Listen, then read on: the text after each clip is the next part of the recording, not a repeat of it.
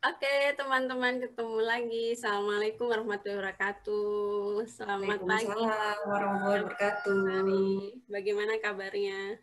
Alhamdulillah luar biasa. Allahu Akbar. Ya, ya lagi di rumah ya. Ini teman-teman masih pagi-pagi banget ya, karena maklum ibu-ibu biasanya kita memilih waktunya yang supaya balitanya belum bangun dari bubuknya ya. Jadinya kita eh, rekamannya pagi-pagi ya. Kita ini eh, akan belajar dengan siapa? Ya, saya izin share screen. Sudah nampak? Sudah ya, Bu? Belum proses udah. Nggak usah dibacain semuanya Bu Muti, itu Ya, baik. terlalu lebay. Jadi jadi nama lengkapnya Bu Ika Mustikasari, lahirnya asli Blitar 10 November 1987, jadi pas Hari Pahlawan ya. Kemudian ini beliaunya asli Blitar, tapi sekarang berhijrah di Purwakarta. Ini alamat email dan nomor HP. Riwayat pendidikan SD sampai SMA pastinya di Blitar. Kemudian kuliah S1-nya di UNER. Jadi ceritanya beliaunya adalah satu kelas dengan saya dan kuliah S2-nya juga satu kelas dengan saya juga sih di Undip. Kemudian ini pengalaman kerjanya. Jadi saat ini beliaunya adalah petugas promosi kesehatan di Karawang ya. Ya, Kemudian juga pernah menjadi dosen di Akademi Kebidanan Bakti ASI Purwakarta. Kemudian ini beberapa riwayat pekerjaannya beliaunya. Intinya beliaunya juga aktivis juga, akademisi juga, praktisi juga sekarang. Kemudian ini pengalaman sebagai apa narasumber ya, jadi sebagai trainer pastinya, kemudian berbagai narasumber yang berkaitan dengan bidang beliaunya. Kemudian apa lagi? Oke, sudah. Jadi udah. kita akan belajar tentang sebenarnya strategi promosi kesehatan itu seperti apa sehingga kita bangga untuk mengaplikasikan keilmuan dari promosi. Silakan Bu Ika.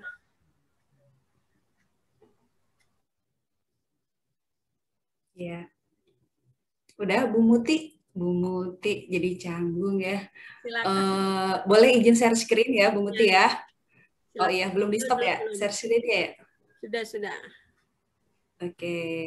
Bentar.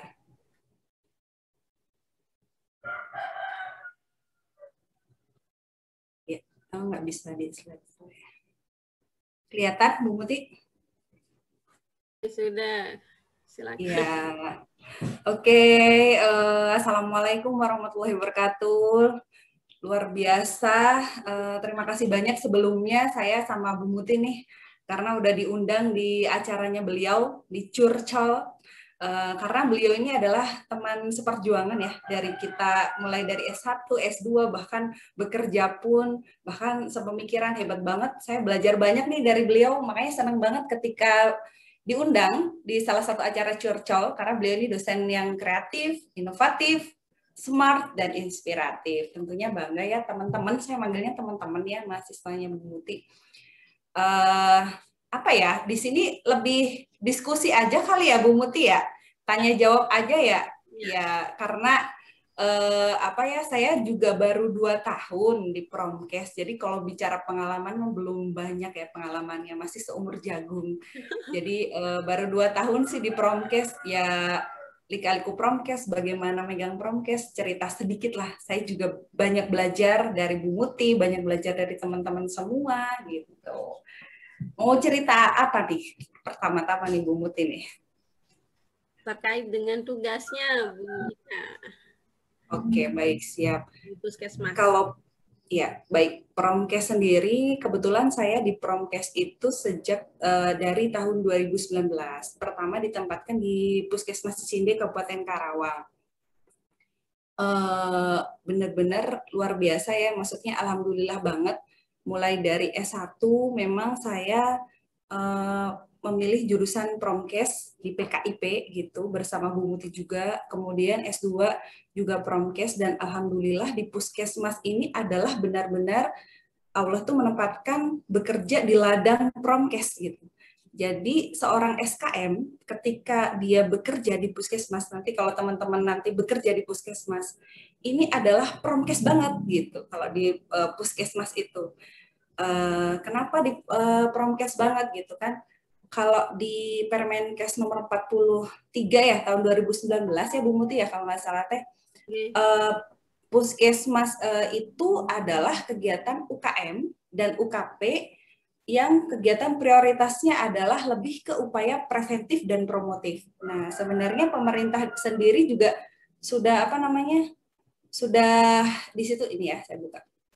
Nah, mengutamakan preventif dan promotif. Jadi kegiatan UKM itu usaha kesehatan masyarakat itu lebih banyak keluar gedung kita untuk upaya preventif dan promotif daripada kuratif. Nah, di situ banyak banget kegiatan-kegiatan promkes gitu kan untuk upaya preventif dan promotif.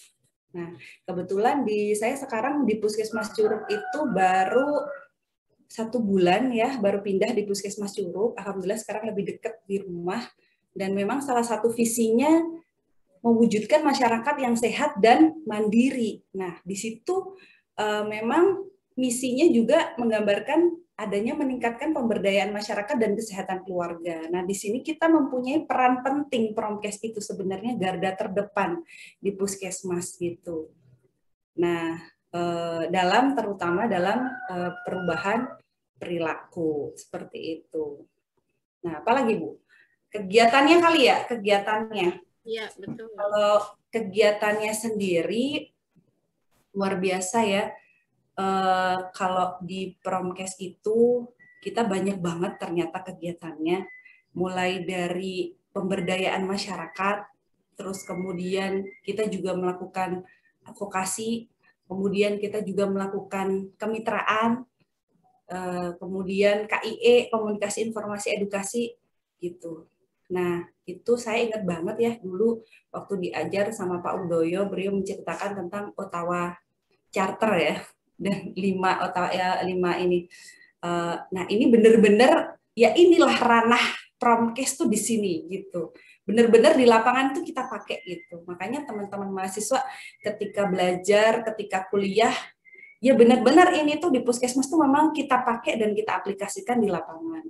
Nah, untuk mencapai dari pasti teman-teman juga udah diajarin ya sama Bu Muti juga sama dosen-dosen lain untuk pencapaian Ottawa Charter ini kita pakai 3 tadi kuncinya, advokasi, gerakan pemberdayaan masyarakat dan kemitraan. Nah, seperti itu. Ya, contohnya gini ya Bu Muti ya, alurnya ya. Kalau di puskesmas kita itu biasanya di akhir tahun kita melakukan analisis permasalahan gitu. Kalau di puskesmas yang saya jalani di akhir tahun ini, jadi kita itu di Promkes itu ada 13 indikator dalam mengerjakan tugas dan itu ada penilaian kinerja puskesmas. Nah, setiap akhir tahun kita melakukan target evaluasi terkait dengan program-program yang kita laksanakan. Nah, di sini yang saya tekankan adalah Promkes ini ketika bekerja di puskesmas, kita tidak bisa bekerja sendiri. Nah, Promkes ini ada di semua lini. Di Gizi ada, di Kesling ada, program P2M ada, P2PTM ada, semuanya ada di situ. Makanya kita tidak bisa bekerja sendiri dan koordinasi dengan lintas program, dengan semua program itu harus kita jalankan, lintas program dan lintas sektor. Gitu. Jadi terutama bidan desa, kita selalu kerjanya itu dengan bidan desa, programmer gizi, contoh nih ya, contoh. Kalau di akhir tahun, ini ya, nah, ini tuh tahapan kegiatan Promkes yang kita lakukan, perencanaan kegiatan, advokasi, kemitraan, pengembangan metode dan teknik Promkes, teknologi tepat guna, dan pemberdayaan. Nah, di akhir tahun, kita tidak bisa bekerja di Promkes sendiri. Misal kita semua program, nah ini semua program, nah ini kita misalkan di penyakit tidak menular PTM. Nah, ini yang paling rendah itu cakupannya apa? Ternyata hipertensi. Kita masuk juga di hipertensi. P2M misalkan TB, karena cakupannya paling rendah itu TB. Promkes sendiri, kalau Promkes itu di desa siaganya masih rendah. Kebetulan memang saya bekerja di Puskesmas Curug masih rendah. Kemudian pencegahan penyakit menular P2M juga banyak kasus COVID di Puskesmas Curug dan gizi ASI eksklusif. Nah, dari sini kita memetakan dengan memakai USG.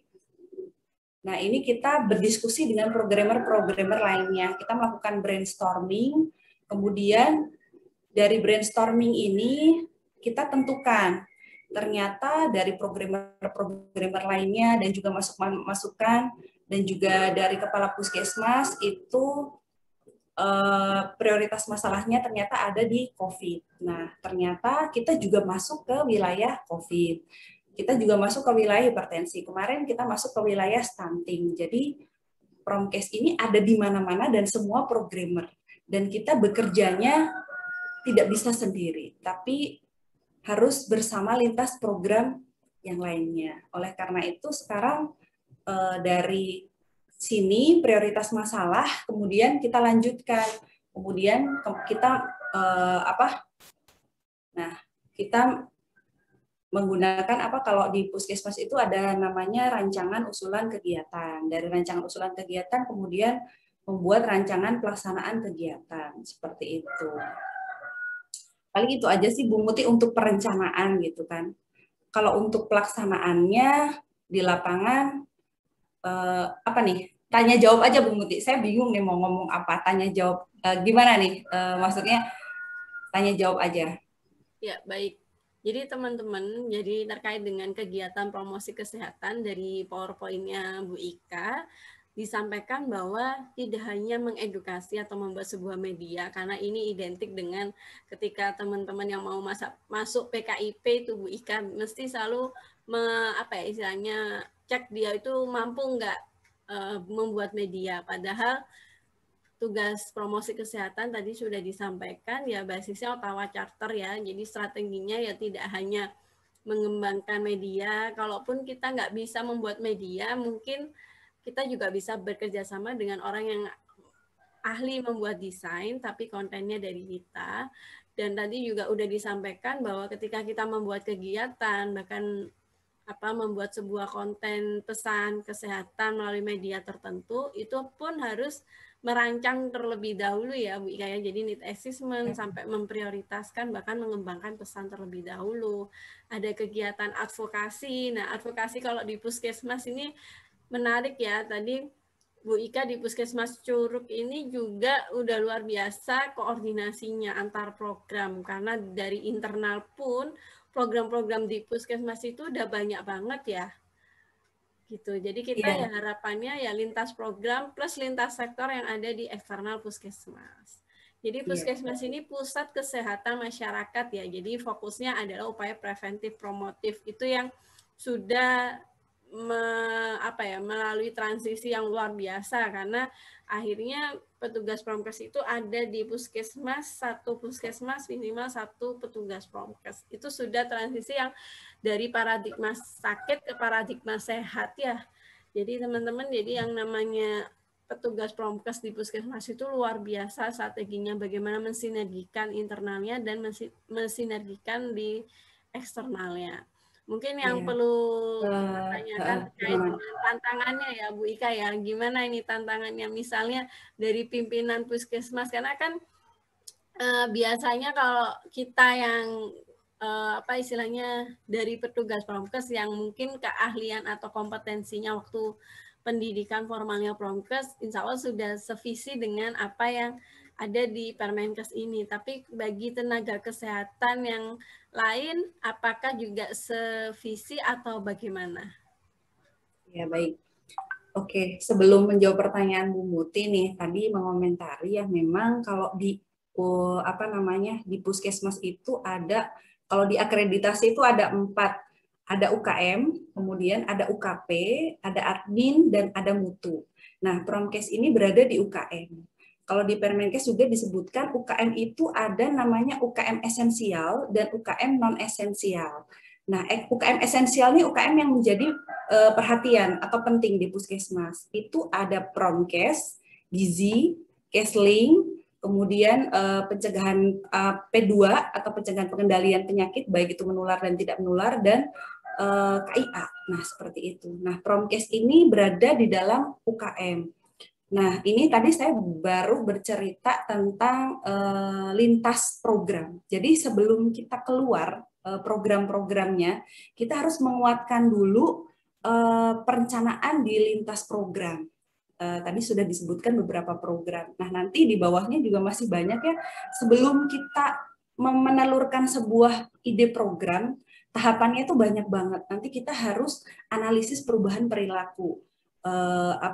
Mulai dari setelah RUK, kemudian RPK dibentuk. Nah, ini saya tampilkan sekilas ya. Nah, ini baru di internal. Nah, yang kita pelajarin, nah, sasaran pun di masyarakat, kita meskipun menyasar di masyarakat, individu dan kelompok, tapi kita juga punya sasaran sekunder dan tersier. Nah, ini yang tidak boleh kita tinggalkan. Sebenarnya sasaran sekunder ini adalah potensi-potensi yang harus kita peluang buat kita gitu. Karena buat sasaran primer misalkan di masyarakat, mereka kan saat ini PR-nya di Puskesmas itu ini adalah tidak patuh terhadap protokol kesehatan. Kan kita analisis nih perilaku di masyarakat itu apa? Tidak patuh pada protokol kesehatan. Nah, kita berharap mereka tuh patuh. Bisa nggak kita merubah sendiri? Tidak bisa. Nah, selain di dalam lintas program yang kita kuatkan, nah kita juga harus melihat peluang di sasaran sekunder. Kita di masyarakat tuh punya kader, itu potensi buat kita karena kader kesehatan itu di bawah Promkes. Nah, kader kesehatan ini yang kemudian kita orientasi di setiap tahun ada programnya orientasi kader kesehatan, baik itu di Posyandu, kader desa siaga, kemudian di COVID sendiri. Nah, ini kita orientasi dan ini adalah kepanjangan tangan kita di masyarakat.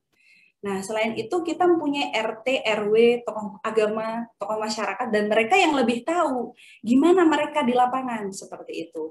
Nah, kemudian ada desa siaga di situ, cuma PR yang besar buat saya di lapangan desa siaganya masih belum terlalu jalan ya. Jadi buat saya di lapangan PR karena saya juga baru pindah. Kemudian ada LPM, ada Karang Taruna, ada TPPKK. Nah, ini TPPKK itu ini sebenarnya ini juga merupakan potensi. Karena di TPPKK kalau misalkan jalan itu ada yang namanya Dasawisma ya Bu Muti ya. Itu satu orang kader kesehatan itu memegang 10 orang masyarakat di situ. Jadi ini kepanjangan tangan kita banget. Maksudnya kalau ini jalan, kita gerakan Dasawisma, penyebaran informasi itu akan lebih mudah dan lebih cepat. Kemudian ada Babim Kamtibnas. Kalau sasaran tersier itu lebih ke pengambil kebijakan seperti camat, lurah, kepala desa. Nah, ini yang harus kita advokasi dan galang kemitraan. Nah, ini nanti ada upaya pemecahan masalah dan seterusnya. Ini banyak banget ya sebelum kita action ke sebuah perencanaan gitu kan, kita sebuah kegiatan kita di Puskesmas diajar untuk membuat di perkuliahan juga pasti ada ya, dan itu memang kita jalani gitu di lapangan gitu. Nah, seperti ini ya, ini aja ya, banyak banget ya nanti di bawahnya.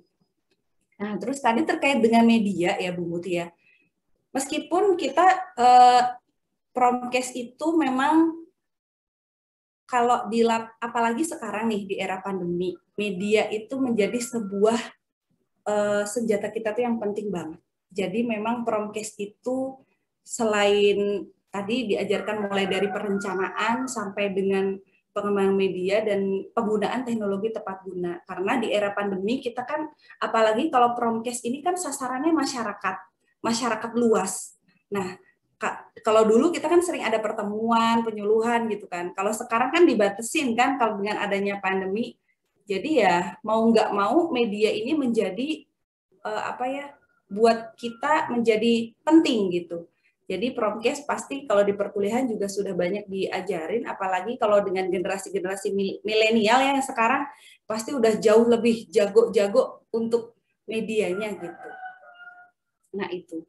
Terus kemudian masalah apa ya, Bu Muti tadi pertanyaannya teh lebih ke ini ya, tantangan di puskesmas sendiri, terkait dengan programmer memang belum semua gitu, belum semua paham dengan visi misi kita, karena kadang SDM di lapangan tuh misalkan seperti pemegang program gizi, kadang bukan dari ahli gizi, misalkan seperti itu.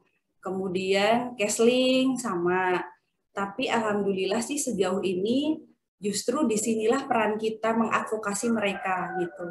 Asalkan makanya kita sebagai tenaga Promkes itu harus mempunyai keahlian di situ, di advokasi.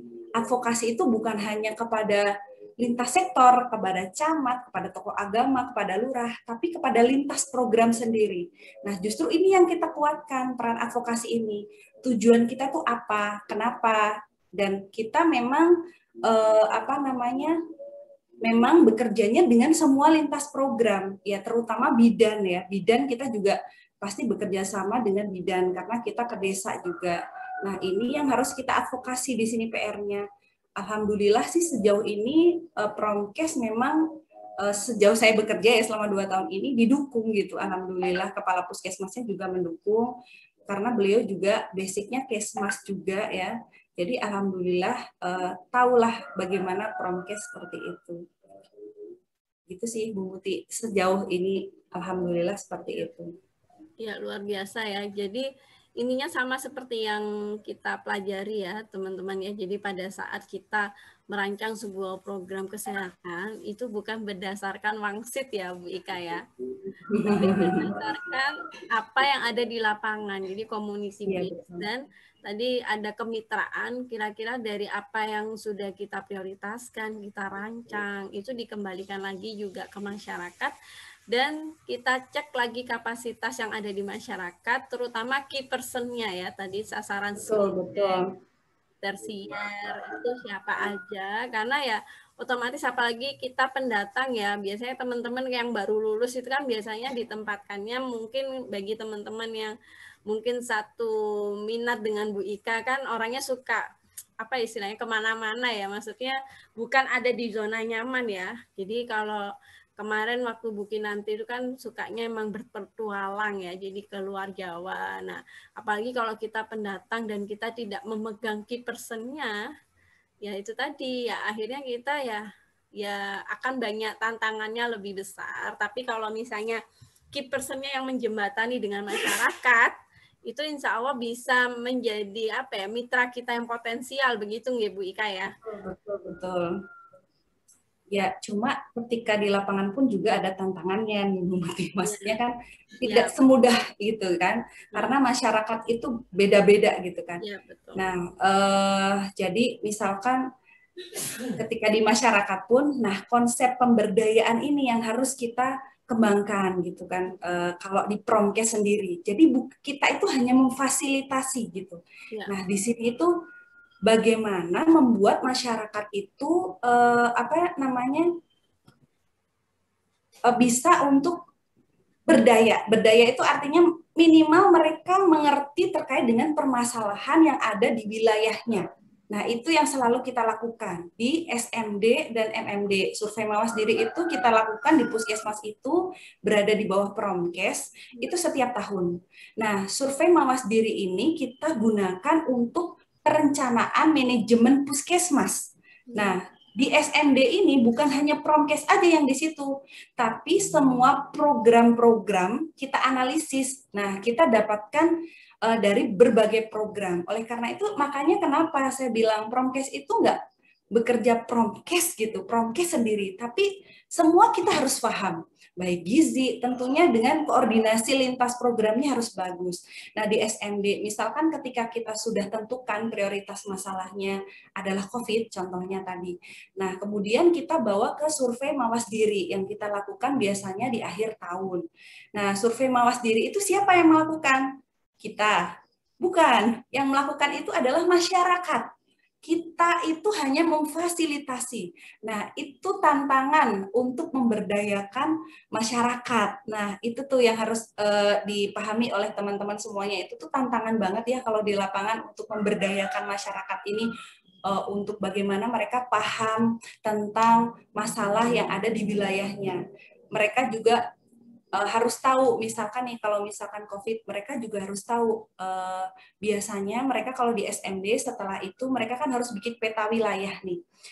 RT mana yang apa namanya RT mana yang apa ada positif COVID misalkan, kemudian RW mana ini zona merah atau zona kuning misalkan, mereka harus paham itu. Nah, biasanya yang tantangan nih, mereka itu masih tergantung pada petugas puskesmas, seperti itu, masih mengandalkan kita. Nah, ini yang masih kita bangun di masyarakat, agar mereka tuh berdaya, mereka tuh mandiri. Ayo, mereka yang harus paham sendiri kondisi wilayahnya. Ini masyarakat wilayah RT ini belum patuh, mereka yang harus apa namanya, menggembor-gemborkan 5M. Nah, itu bukan kita sebagai Promkes, bukan. Makanya apa tadi yang ranah-ranah potensi itu adalah peluang buat kita gitu, baik kader, PKK yang dasawisma, RT, RW. Nah, itu dulu yang harus kita pegang. Bukan kita yang ngomong sebenarnya, ayo 5M, 5M gitu. Kalau kita yang ngomong, kamu siapa gitu kan, istilahnya kayak gitu.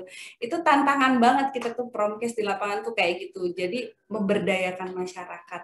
Ya itu yang lagi kita kerjakan gitu. Ya, Nanti menggerakkan masyarakat ya. masyarakat. Jadi masyarakat Ya. itu tahu, sadar, mau dan mampu untuk melakukan perilaku Ya. kesehatan dan Betul. menginisiasi bahkan mengedukasi ke masyarakat sekitarnya juga ya dari Betul, apa ya. betul. Jadi kita itu kayak tadi kan Bu Ika tadi kegiatannya ada training. Nah, mentraining siapa ya? Mentraining masyarakat supaya apa? Masyarakat juga dari apa yang sudah kita trainingkan, tugasnya sebagai peserta yang sudah melakukan pelatihan, nah harapannya bisa mentransfer juga ya apa yang sudah kita sampaikan. Jadi ya intinya emang benar ya kita fasilitator kesehatan ya. Jadi memfasilitasi apa yang menjadi kebutuhan masyarakat, kemudian kapasitas masyarakat itu kita optimalkan begitu ya Bu Ika ya, supaya masyarakat juga merasa memiliki program tersebut ya. Jadi jangan sampai masyarakat merasa top down yang misalnya given banget ya, maksudnya betul. jadi intinya oh itu loh bukan program saya, itu nggak ada manfaatnya buat saya. Ya. Nah itu yang itu kan tugasnya puskesmas gitu kan biasanya. Padahal itu tuh yang susah membuat paradigma masyarakat itu tantangan banget, dan itu lagi ya saya sambil belajar ya karena masih 2 tahun juga. Makanya tokoh-tokoh kunci itu yang benar-benar kita pegang, yang kader kesehatan, RT, RW, tokoh agama, tokoh masyarakat, itu kita perkuat dulu. Karena memang sasaran primer memang masyarakat, tapi untuk membuat sasaran primer ini berubah perilakunya, kita bukan hanya menyasar langsung ke masyarakat, tapi ke tokoh-tokoh kunci yang tadi, termasuk pemegang kebijakan sendiri, terutama lurah, camat, seperti itu. Pasti udah diajarin ya Bu Muti ya di kuliahan ya. Tapi di lapangan itu memang itu kepake banget, dan memang apa namanya, cuma di lapangan itu apa namanya lebih tantangannya lebih hidup lah, maksudnya karena memang kita langsung di lapangan gitu kan. Makanya teman-teman biasanya nanti kalau ada PKL gitu kan, nah itu merasakan gimana sih di masyarakat itu. Nah, itu baru seninya nanti di situ kita muncul gitu. Jadi teori itu emang mudah ya dipahami, tapi terkait dengan aplikasinya di lapangan emang butuh sebuah latihan ya, supaya apa? Supaya kita bisa mematchingkan teori, kemudian tantangannya, strategi. Makanya di kesehatan masyarakat sendiri itu mungkin nggak cuma Kesmas ya, semua ilmu itu pasti definisinya adalah ilmu dan seni. Nah, seni berkomunikasi, seni bagaimana kita mematchingkan teori dengan apa yang ada di lapangan, itu benar-benar kepake ketika kita sudah latihan di lapangan ya. Begitu ya Bu Ika ya? Betul banget, betul. Apalagi di puskesmas ini memang promkes banget gitu. Makanya apa namanya ya, kan kadang kalau misal kita bekerja di wilayah mana promkes banget, dan memang saya baru benar-benar belajar promkes gitu ya. Saya juga belajar di puskesmas, saya belajar dari masyarakat, belajar dari mereka tokoh agama, belajar dari kader gitu. Jadi kita saling belajar, bukan saya yang mengajari, tapi justru saya belajar banyak gitu dari mereka gitu. Belajar Nah, itu yang harus teman-teman latih di lapangan. Mungkin seperti itu.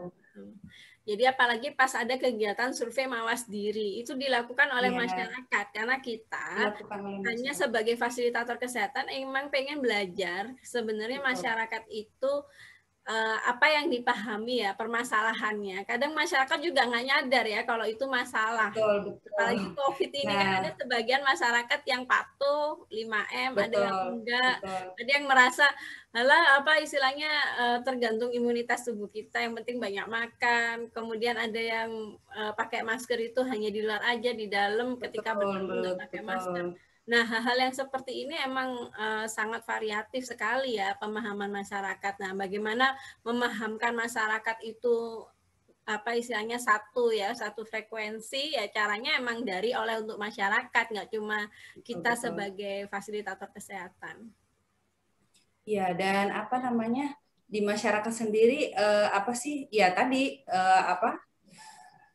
macam-macam ya namanya masyarakat, dan memang itulah seninya di promkes gitu kan. Seninya di promkes seperti Jadi itu. bukan seniman aja yang membutuhkan seni, kita sebagai fasilitator kesehatan juga butuh seni ya. Makanya teman-teman sudah belajar komunikasi kesehatan, kemudian apalagi PE integrasi, intinya semua mata kuliah yang ada di FKM insya Allah mensupport teman-teman ketika melakukan aplikasi di masyarakat gitu ya. Betul banget. Dan itu semuanya loh, bukan hanya yang ada di promkes, semuanya mata kuliah, baik itu, iya betul. Apa namanya? Gini, kalau misalkan ini kita cerita habis SMD ya, tadi habis SMD itu biasanya kita bawa kemudian ke MMD, Musyawarah Masyarakat Desa. Nah, nanti siapa yang memimpin di Musyawarah Masyarakat Desa? Apakah Promkes, Kepala Puskesmas? Bukan. Yang memimpin itu adalah lurah dan masyarakat sendiri. Sekali lagi kita hanya fasilitator. Nah, nanti dari hasil MMD itu siapa yang kemudian merencanakan kegiatan nanti untuk upaya perubahan perilaku, karena kita kalau di Promkes kan memang fokusnya adalah perilaku. Siapa yang membuat kegiatan pemecahannya? Masyarakat sendiri gitu kan.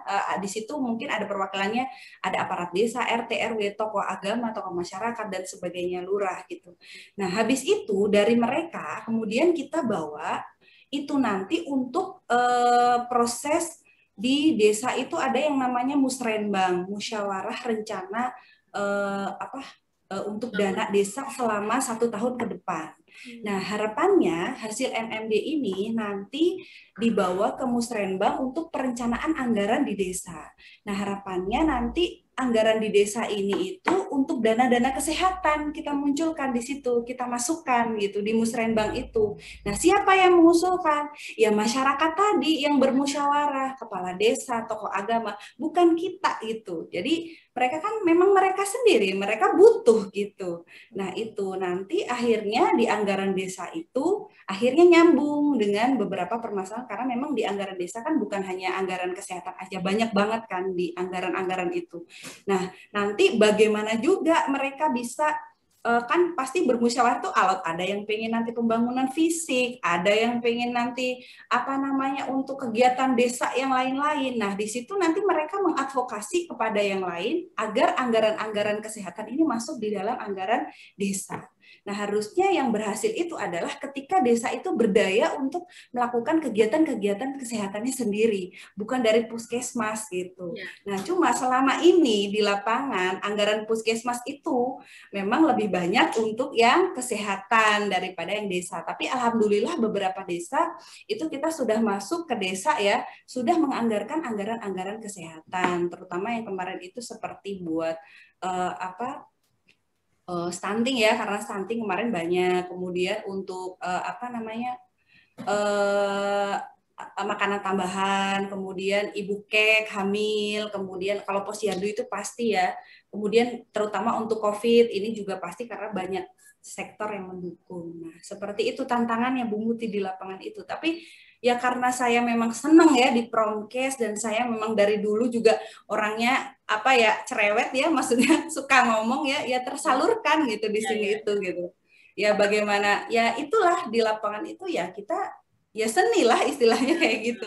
Dari situ kita belajar terus, dilatih terus, belajar terus bagaimana mengadvokasi, bagaimana menjalin kemitraan, bagaimana berikan, ya kita dilatih secara terus-menerus. Dan ini saya juga pasti baru belajar 2 tahun itu belum ada apa-apanya kalau di masyarakat itu. Baru pembukaan lah, kita juga harus menyatukan dengan masyarakat, mengenalkan diri dengan masyarakat seperti itu. Ya. Nah, gitu.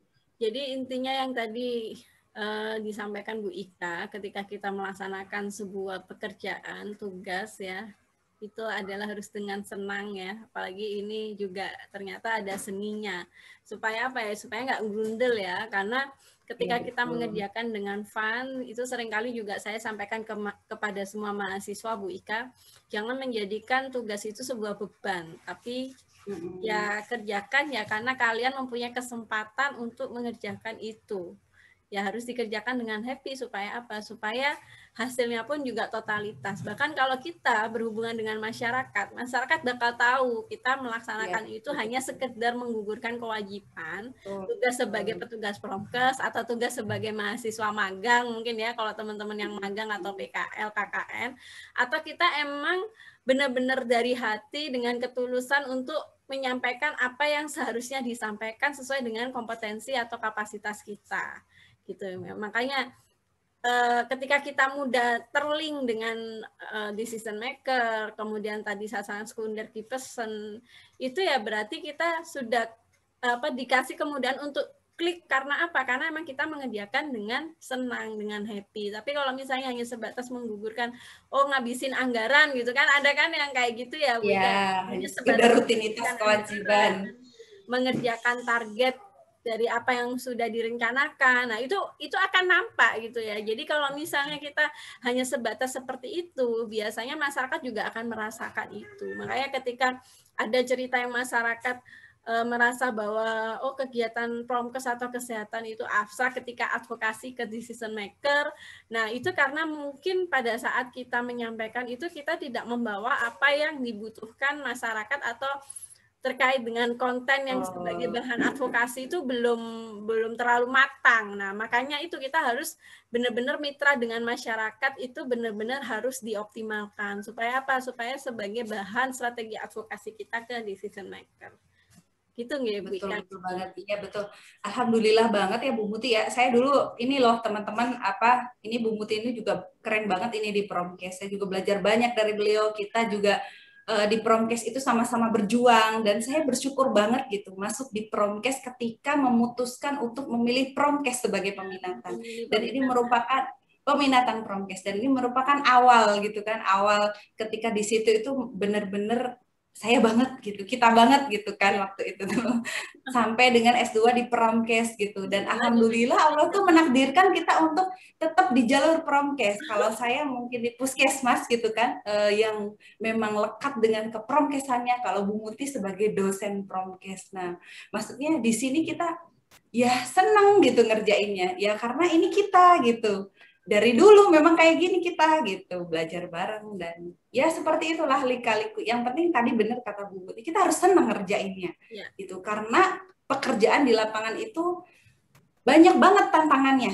Tapi kalau misalkan kita melihatnya dari itu merupakan sebuah peluang sebenarnya yang harus kita manfaatkan untuk mencapai tujuan kita.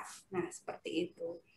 Ya, karena nggak semuanya orang dapat kesempatan ya. Ketika kita dapat kesempatan, ya kita gunakan itu ya semaksimal mungkin ya. Kerja cerdas, totalitas, dan ikhlas ya. Ya, mungkin teman-teman juga harus ini. Jadi emang ujung-ujungnya duit, UUD itu emang wajar di lapangan ya. Makanya ketika kita misalnya bekerja tanpa uang pun juga ada yang bisa, ada yang bilang nggak bisa, tergantung dari mindset kita ya. Tapi kalau kita melibatkan masyarakat ya, terutama pemberdayaan masyarakat ini Bu Ika, karena dosen Iya, itu betul. kan tridharma ya, tidak hanya pendidikan, penelitian, tapi pengmas. Nah, ketika pengmas yang kita dapatkan dana pengmas itu kan hanya seberapa sih? Tapi kalau kita sudah bisa dana pengmas itu sebagai stimulus untuk menggerakkan masyarakat. Nah, kemudian tujuan kita adalah sustainabilitas. Jadi jangan sampai masyarakat itu hanya berlaku pada masa kegiatan pengmas aja, tapi bagaimana keberlanjutannya setelah itu masyarakat yang akan melanjutkan. Nah, itu jadi sustainabilitas program itu yang mahal gitu ya. Jadi tidak bisa ada kepuasan tersendiri ya kalau misalkan itu tuh jalan tuh lebih berharga daripada uang yang kita dapatkan. Nah, itu tuh yang yang kita harapkan. Ya, itu nggak bisa dilupakan dengan nominal berapapun. Jadi ketika masyarakat bisa tergerak, ya jadi tadi tahu sadar, tidak hanya tahu sadar, tapi juga mau dan mampu untuk melakukan perilaku kesehatan. Nah, itu yang suatu hal yang nggak usah butuh uang kalau sudah kayak gitu. Jadi masyarakat sudah menyadari, oh masalahnya apa yang ada di sekitar saya harus ngapain. Kemudian ketika ada misalnya terkait dengan stunting, ketika ada balita tetangganya yang stunting, dia harus ngapain.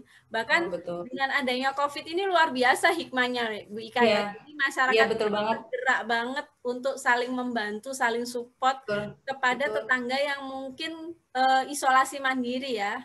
Jadi isolasi mandiri, jadi istilahnya nggak bisa akses keluar, jadi saling membantu untuk memberikan makanan, untuk memberikan apa yang menjadi keperluan tetangganya yang lagi isoman itu. Jadi itu sebuah hal yang emang sebagai budaya di Indonesia ya, gotong royong itu emang betul dihidupkan kembali, ada hikmahnya dengan adanya ini. Ya, luar biasa kita diskusinya hari ini. Tentang kepromkesan. Sebenarnya banyak ya yang diceritain gitu kan, cuma gimana ya asa ini gitu, maksudnya kalau apalagi kalau udah ketemu gitu ya, maksudnya banyak banget yang diceritain bagaimana promkes itu di lapangan, bagaimana apa sih namanya merubah perilaku gitu kan. Masyarakat itu tahu sebenarnya, tapi mereka tuh kadang belum mau dan mampu. Nah, ini sikap dan persepsinya itu. Mereka tahu pakai masker, 3M, tahu 5M, tapi kadang tidak dilaksanakan. Berarti kan belum mau dan mampu. Nah, itu yang menjadi PR. Lagi PR tuh, yang promkes itu yang PR paling besar itu adalah rokok juga. Itu merupakan apa ya? Itu PR buat kita itu. Bagaimana mereka tahu bahaya rokok ketika kita, kalau di Karawang tuh ada namanya Geraha Semesta ya, konseling gitu. Kita konseling, mereka tahu bahaya rokok, kemudian ininya, bahkan kita kan selalu ini pendekatan dengan berapa harga, berapa ekonomi yang dikeluarkan gitu. Mereka tahu, tapi ya itu dia, mau dan mampu, itu yang menjadi PR buat kita, bagaimana cara merubah perilaku. Dan menjadi mau dan mampu, kita tidak bisa sendiri gitu di sini. Makanya harus banyak yang harus kita libatkan di sini. Tadi untuk mencapai tujuan di sasaran primer, kita harus libatkan di sasaran sekunder dan tersier, termasuk media massa ini yang harus, apalagi di masa pandemi itu yang menjadi kemitraan kita tuh media massa. Nah, ini termasuk sekarang udah banyak ya kemudahan, mungkin Bu Muti juga sering YouTube, media sosial kayak gitu-gitu. Nah, ini justru sasarannya itu lebih banyak daripada pertemuan langsung. Nah, ini mungkin yang kecanggihan media-media ini yang harus kuatkan juga di teman-teman promkes. Nah, tadi ya dimanfaatkan, kemudian ada ini dimanfaatkan, sama seperti yang kita saat ini kita akan share di YouTube ya. Jadinya intinya teman-teman bisa belajar kapanpun, nggak harus bertemu dengan dosennya, atau nggak harus ketemu dengan praktisi, nggak harus ke lapangan, karena dalam kondisi seperti ini kan harus aman semuanya ya. Jadi kita bisa belajar banyak hal yang ada di sosial media, salah satunya di YouTube. Jadi seperti itu. Dengan siapa ya? Dengan orang yang sekiranya bisa memberikan informasi sesuai dengan kapasitasnya. Gitu Bu Ika ceritanya. Kita ya, ini inovasi-inovasi Bu Muti ya kayak gini. Kalau saya lihat di channel YouTube-nya tuh banyak banget ya inovasi-inovasinya ya. Keren gitu kan. Banyak aplikasi yang dikeluarkan. Kemudian kalau di curcolnya lebih pada orang-orang ini ya, orang-orang di bidangnya misalkan seperti itu. Kalau saya ini lebih ke ini sih, cerita aja kali ya, belum di bidangnya karena masih saya juga sambil belajar gitu. Dan promkesnya, betul. Ya, jadi itu Bu Ika, terima kasih banyak. Ya, sama-sama, saya juga terima kasih ya udah diundang di acara curcol ini sekaligus reunian ya. Terima kasih teman-teman semuanya. Kita ini dulu ya, apa share screen-nya di stop dulu. Oke. Bentar. Ya, jadi banyak hal yang sudah disampaikan oleh Bu Ika ya sebagai petugas promosi kesehatan di Boleh nggak terakhir meng-headline, Bu? Ya, harus meng-closing statement ini. Oke. Oh, ini Ya, kesimpulan dan saran nih, pasti. belum dibaca. Oke, tadi sudah disampaikan sih ya sebenarnya peran Promkes-nya, tapi ini yang jadi kesimpulan ya sampai di sini. Jadi kita tuh pemberdayaan. Nah, di sini yang lebih ditekankan tuh pada pemberdayaan. Bukan kita yang melakukan, tapi kita sebagai fasilitator. Pemberdayaan baik itu individu, keluarga, masyarakat, bukan hanya tahu, tapi mereka harus mau dan mampu. Nah, itu. Kemudian KIE itu pasti ya menyebarluaskan informasi, mempengaruhi, membantu masyarakat agar berperan aktif dalam perilaku kesehatan itu sendiri. Kemudian yang jangan kita lupakan juga konektivitas dengan mitra. Nah, itu kita harus terkoordinasi, integrasi, dan sinkronisasi dengan mitra. Tadi ada sasaran di sekunder dan tersier. Nah, ini juga harus jangan lupa kita lakukan untuk sasaran untuk merubah perilaku sasaran utama kita di sasaran primer. Kemudian kemajuan teknologi komunikasi ini juga harus kita pelajari juga, media-media pasti sudah diajarkan ya kalau di Promkes. Nah, karena kita sekarang lagi pandemi. Dan yang terakhir, kompetensi kita harus tetap tingkatkan, kewenangan nilai atau value kita sebagai petugas Promkes, karena tadi terkait dengan seni. Nah, itu yang harus kita jaga, etika, etos, budaya kerja kita. Nah, itu yang selalu kita jaga sebagai tenaga Promkes, karena tenaga Promkes itu berbeda dengan tenaga-tenaga lain, karena kita ilmunya itu lebih ke soft skill. Jadi ini juga harus kita kita pelajari untuk di lapangan juga, itu sangat-sangat penting gitu. Baik, mungkin itu aja Bu Muti. Terima kasih banyak Bu Ika. Aplaus buat Bu Ika. Kita udah banyak belajar ya teman-teman ya. Bahkan petugas Promkes itu sebenarnya kalau dari open recruitment itu intinya kesehatan masyarakat ya yang ya betul. Tapi kalau dengan adanya STR ini, nah itu nanti akan ada diskusi di channelnya PPPKM itu banyak banget teman-teman. Jadi kalau misalnya teman-teman pengen tahu terkait dengan STR petugas Promkes itu seperti apa, kemudian ada di websitenya juga PPPKMI ya. Jadi di situ sudah lengkap banget. Jadi kalau terkait dengan STR, kompetensi dan lain-lain prosedurnya seperti apa, ada di website maupun di channel YouTube-nya. Gitu Bu Ika. Oh iya betul. Ya soalnya sebelum pas penerimaan CPNS dulu banyak yang alih jalur. Mereka biasanya ada yang K3, ada yang ngambil banyak. Akhirnya mereka mau nggak mau kalau di puskesmas ya Promkes gitu. Akhirnya mereka bergabung di PPPKMI gitu. Ya, betul. Ya. Baik, terima kasih banyak Bu Ika. Oke, makasih banyak, sama-sama. Dulu share screen-nya. Oke, oh iya, bentar. Supaya bisa nampak jelas wajah-wajah kita ya. Kalau di sini masih kecil wajah kita. Cuma orangnya udah kecil lagi nih. Oke.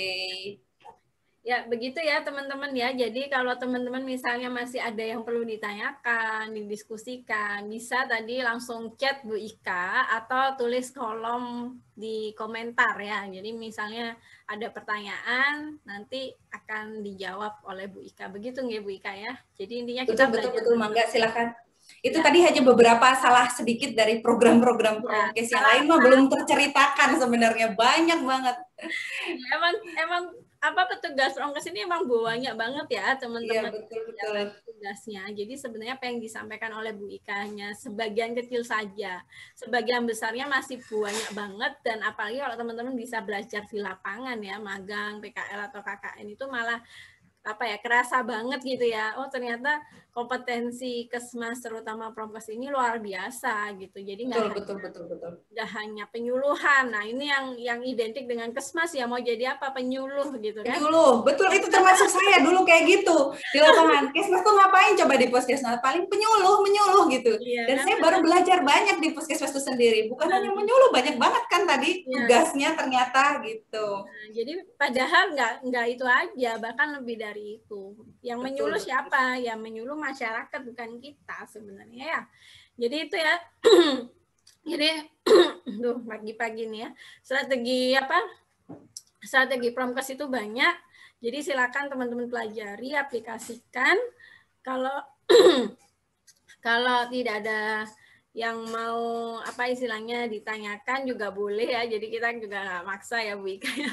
Tapi intinya kita banyak hal emang yang masih kita perlu diskusikan ya terkait dengan kompetensi kontribusi dari promosi kesehatan di masyarakat. Oke, gitu. Mohon maaf teman-teman jika dalam prosesnya ada banyak hal yang kurang sempurna, mohon dimaafkan.